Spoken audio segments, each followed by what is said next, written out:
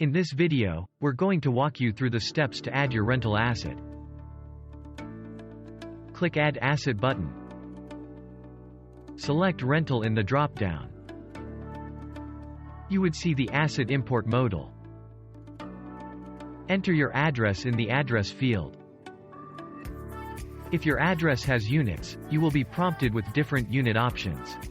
Choose the appropriate one. We use Zillow to get public information about the property. And if any of the information we have is incorrect, update those values. In the Entity Name field, specify whether the asset is owned by an LLC or a trust or an individual.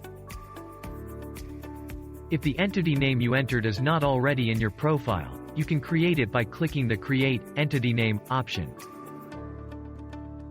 Next, select whether the rental is self-managed or managed by the property manager.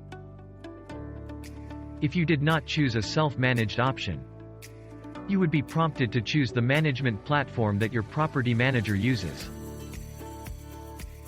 Once you verified all the information is correct, click Next to add the investment info. We use the Zillow API to get public information about your property.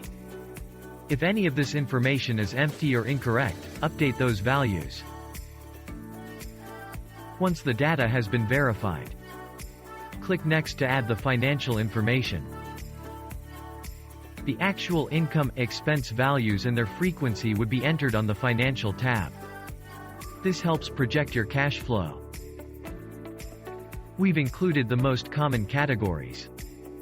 Anything you don't see here can always be added later when the asset is imported. Once you have entered all the necessary values, click Submit to import the asset. That's it. You have successfully imported your rental now.